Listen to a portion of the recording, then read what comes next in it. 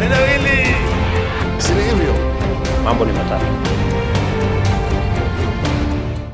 Ladies and gentlemen, good afternoon and welcome back to our channel once again. Something shocking, something crazy, something terrifying today happened in Nyeri, in a church attended by Rigathi Gachagua. Geti imefungwa.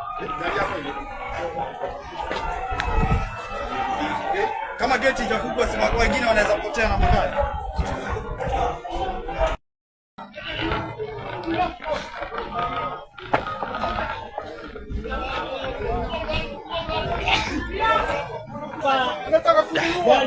Mheshimiwa Gachagu imechomwa na imechomwa na maafisa wa polisi wa Othaya. Maafisa wa polisi wa Othaya ndio wametekeleza hichi kitendo. Gari ya Mheshimiwa Gachagu imechomwa na imechomwa yote kaka. Wala maguzi. Hiyo. Angalia kaka, kuna kitu tunaweza kuona.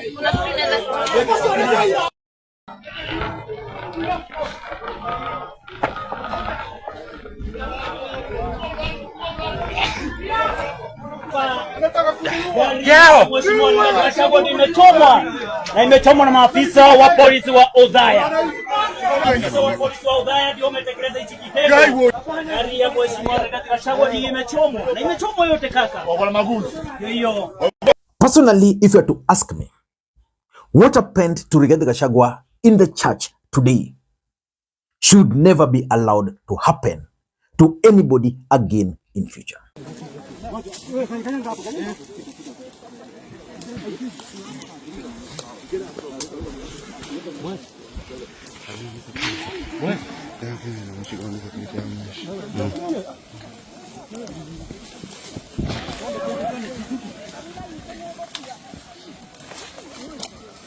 But personally, I strongly believe that nothing just happened out of mere coincidence. There is nobody in his rightful mind who can just wake up one day in the morning to go and attack people in a church. That can only happen if there is an objective which that attack is supposed to achieve.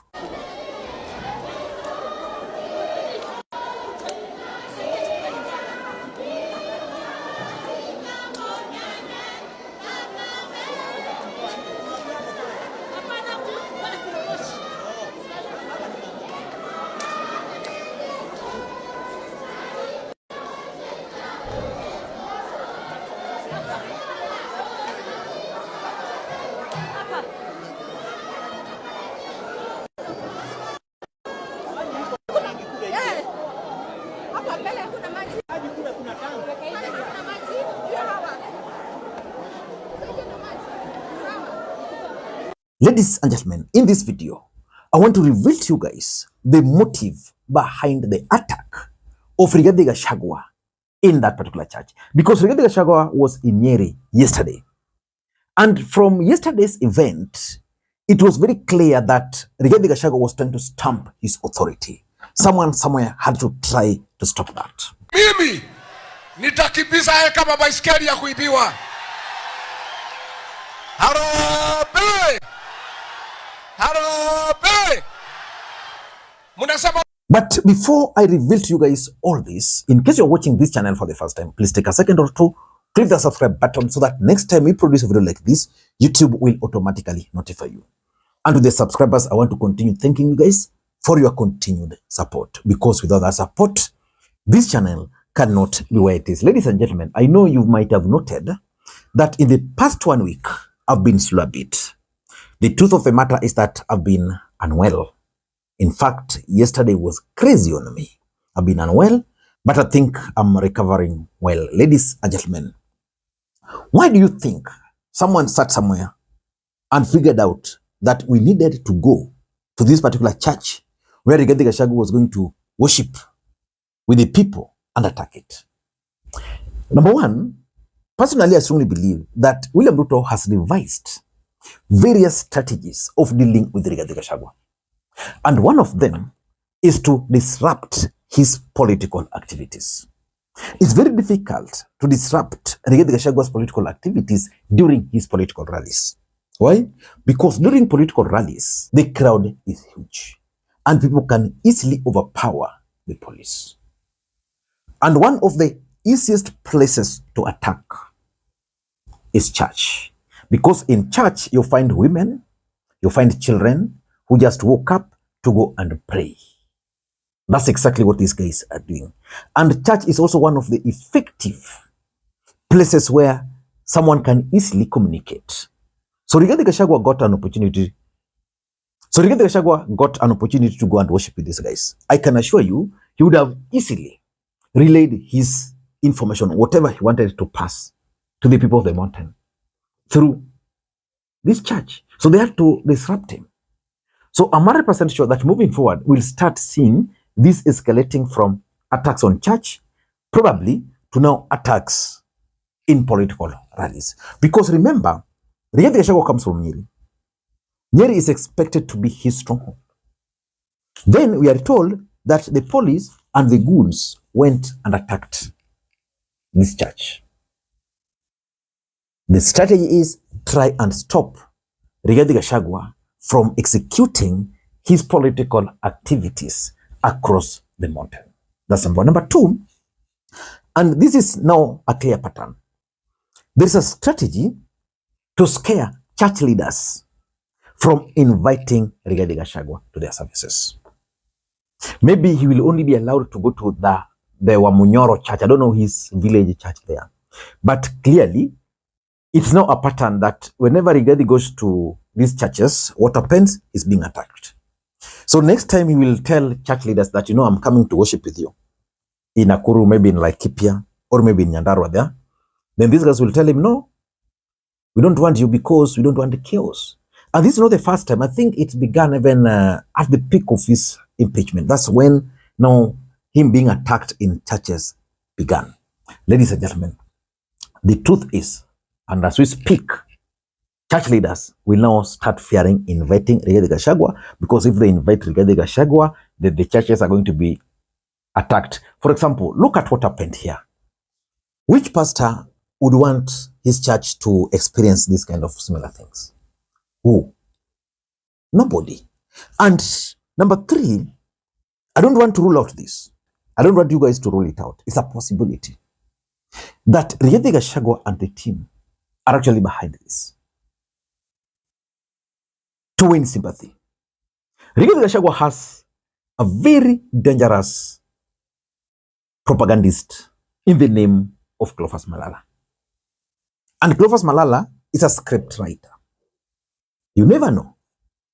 Because I'm yet to understand, and I still can't believe, that Rigathi Gachagua can actually be attacked in a church in his own backyard. Fellow Kenyans, leo tumekuwa katika kanisa hapa Othaya, na wakati tulikuwa tunaanza misa, polisi na goons wamekuja kwa kanisa wakatupiga teargas na wakafukuza kila mtu. Kumekuwa na heka, wamepiga teargas paka kwa madhabahu, na wakati tulikuwa tunatoka, ningependa kutangazia Wakenya kwamba kuna majamaa wamechukua party leader wetu Rigathi Gachagua. Wamemweka, sijui wamempotelea wapi, wakapiga teargas wameenda. Na live bullets. Tungependa wapi hizo live bullets? Tungependa ambie William Ruto produce Rigathi Gachagua in the next 1 hour. In the next 1 hour. Rigathi Gachagua ameshachukuliwa, we don't know where he is. And our lives are in danger. Wapi. Our lives are in danger. Sasa tumejaribu kumtafuta kila mahali, hatumuoni. So we want to ask bullet hizo risasi. Wamepiga paka risasi ndani ya kanisa, live bullets. And ndio hizi ndani ya kanisa. And there are 3 gentlemen who have taken our party leader. Ningependa kuambia Wakenya wherever they are, they must demand that they release Rigathi Gachagua immediately. William Ruto, please release our party leader. Umrelease, na kitu yoyote kifanyikia Rigathi, mjue amechukuliwa na watu watatu na amepotea. So we are giving them 1 hour. Wahakikisha wameproduce Rigathi Gachagua. I don't even know what to say. I don't know what to say. It's January 2026. 15 months. Because if indeed he was attacked, then that's dangerous. That's scary. Rigathi is going to run away with the sympathy. And of course, if they scripted it, again, they still win the sympathy. Because I can assure you, the people who experienced this firsthand, even if some of them still had hopes of voting for Ruto, let's say there were 100 people, and 10 of them were like, Mimi, I'll vote for Ruto. They will not.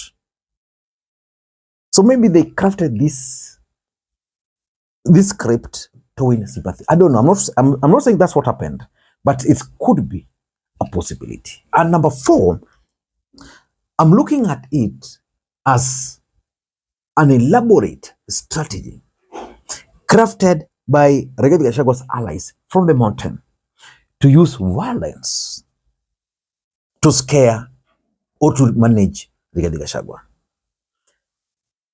Rigathi Gachagua has been attacked on many occasions. There's a time he was attacked in some funeral. His vehicles were vandalized. Today, the scenes were not very good. Yeah? I doubt if William Ruto, as the President of the Republic of Kenya, can stoop this low. But I don't want to rule out the possibility of William Ruto's allies from the mountain saying, okay, this is Rigathi Gachagua, the only way to stop him is violence. So let us unleash violence on him. We can only do that in churches. And that's why I keep on asking, where is this man called the chairman, Maina Njenga? Where is Maina Njenga? Where is Maina Njenga? And lastly, it is a strategy to cause fear to Rigathi Gachagua's allies. If you are an MP from the mountain or outside the mountain, and you are a supporter of Rigathi Gachagua, what happens if every time you accompany Rigathi Gachagua, there's Teargas? Every time you attack him, you accompany him, his vehicles are vandalized. You are part of that crowd every single time. What do? You get scared. So most of them will now start fearing accompanying Rigathi Gachagua to his political activities. Ladies and gentlemen, I don't know what to think. But for me, this incident was well planned, scripted to achieve either of the objectives which I have listed above. Until next time, this is Lima Queen. Bye-bye.